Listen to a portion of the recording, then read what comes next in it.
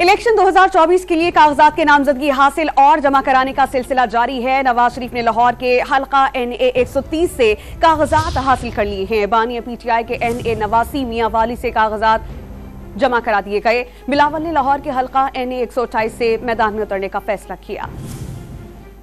भर में आम इंतखाबात के लिए कागजात नामजदगी वसूल और जमा कराने का सिलसिला जारी है। कायद नून लीग नवाज शरीफ ने NA 130 लाहौर से कागजात नामजदगी हासिल कर लिए। शहबाज शरीफ ने NA 132 कसूर से कागजात नामजदगी जमा करा दिए। बिलावल भुट्टो ने NA 128 लाहौर कागजात नामजदगी वसूल कर लिए। NA 239 भी चेयरमैन पीपल्स पार्टी के फार्म जमा करा दिए गए। आसिफ जरदारी NA 207 नवाब शाह से इंतखाबी मैदान में उतरेंगे। बानी PTI के NA 89 मियांवाली से कागजात नामजदगी जमा करा दिए गए।